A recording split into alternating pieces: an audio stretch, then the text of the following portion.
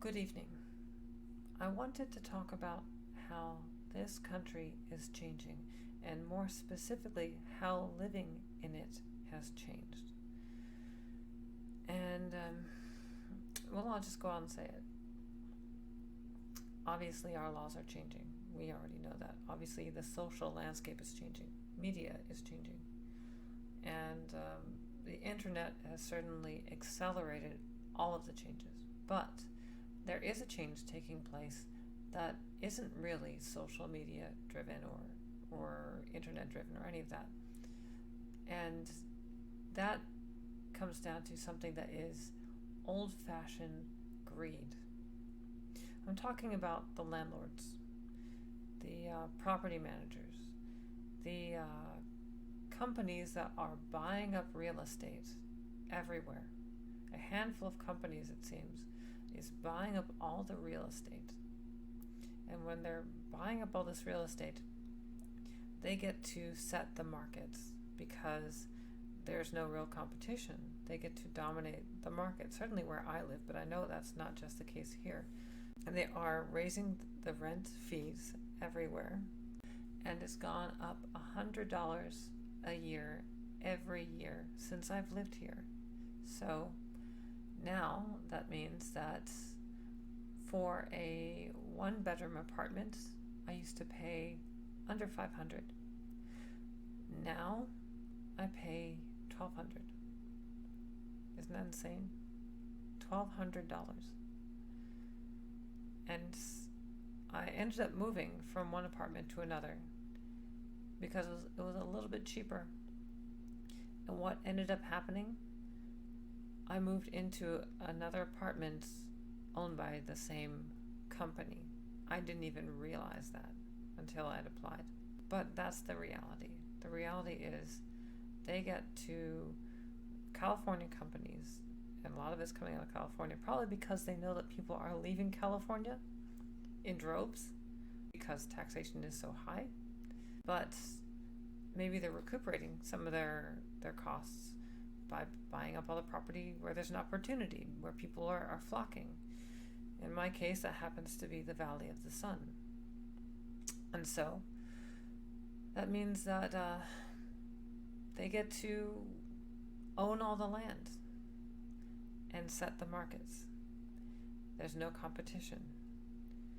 And what that's doing is it's encouraging people, incentivizing people to demand a higher wage.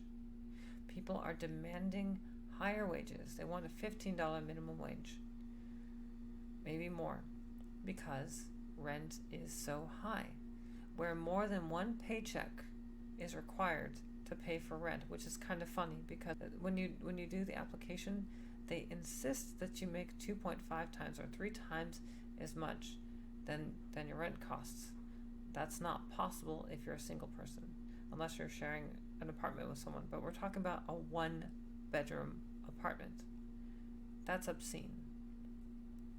So that's something I've been dealing with, and I'm not alone.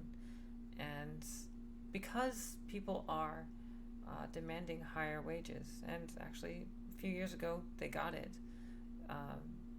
The referendum, I think it's set for $12 an hour for the minimum wage, and what that means is that companies that might have offered competitive wages just aren't doing it anymore.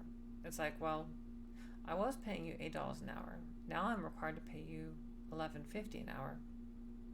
You're making a lot more money than you used to. I have no reason to pay you more.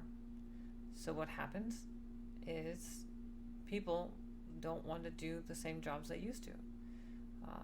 If you have an easier job that pays the same, why do you want to work for this other company? That is a problem with raising minimum wage. And I've believed for a while now that if you just had rent control, that would be a non-issue, because these landlords, are greedy as they are affecting business, large and small alike. And that also incentivizes companies to outsource, to foreign labor, cheaper labor, or to machines. And that's only going to accelerate problems. We already know that there's going to be a tech apocalypse, an AI apocalypse, an automation apocalypse. Andrew Yang has campaigned on this basis. And here we are. We're letting the landlords encourage businesses to go machine, go AI, outsource the human elements. And at the same time, you still have people insisting on open borders and bringing in more immigrants, low-skilled labor, very crappy education. It doesn't seem like a good idea to me. But I wanted to go on something else. When it comes to our landlords, they're doing some other weird shit. For example, my landlord has decided that they're going to make my apartment complex a smart complex. What does that mean? It means it's wired.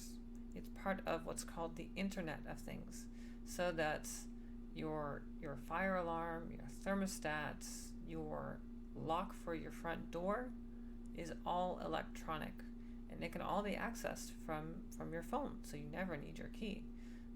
That, of course, assumes that you always have your cell phone.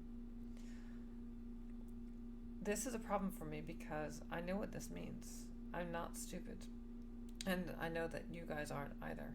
If you're watching this, chances are you're skeptics. Chances are you don't like these changes that you're seeing. What this means is that they get to data mine you, because there are metrics that come with this. Anytime you come into your house or you leave your house, it's storing data on how often you do that. Every time you change your thermostat, it's storing data on that. And no doubt my landlord is making money off of this because they're partnering with a third party, which surely they're going to sell the data that they gather from this. I'm not on board with that. This is a privacy issue. It's also a security concern because these things are hackable. Besides which, what if I don't have a cell phone? What if I don't have electronic means? What if, I don't know, God forbid, what if EMP hits? And then I just can't use my smart apartments. I'm sorry, I'm not on board with this at all. Suffice to say, I have a real problem with these changes, and it doesn't feel organic. When my landlord brought this up, when they broached this idea, they did it last weekend. Last weekend, they had like an event where they were going to talk to people about this idea that they wanted to suggest to us that we could opt into. And suddenly today, I get a notice on my door saying, oh yeah, we're doing it on Thursday. It's happening on Thursday. The hell it is. It's not happening on Thursday. I'm not going to let them in my house. I'm not going to let them change things. I'm not going to let them essentially bug my house. I don't believe in that. I don't believe that I need to be so visible. You know, I know this is kind of a tangent, but Obama campaigned on transparency. And ever since he did, we've been seeing the U.S. government has delivered on that promise. It's a two-way mirror. It means that the government and the tech industries get to look into our lives. Of course, we've already allowed that through social media, but they get to look into our lives, and we don't get to see a damn thing on their end. How screwed up is that? Again, I'm not on board with these changes, and I know you aren't either. I just want you guys to know that I'm mindful of this. I hope you stay mindful too, and you share this, and you start asking questions like, what other things are they doing? Because it seems really dystopian, and I'm not cool with that. So it is what it is, I guess. I'm going to keep fighting the good fight. I'm not going to let them in my house. Maybe I'll have to move, who knows? But it's just not going to happen here as long as I live here.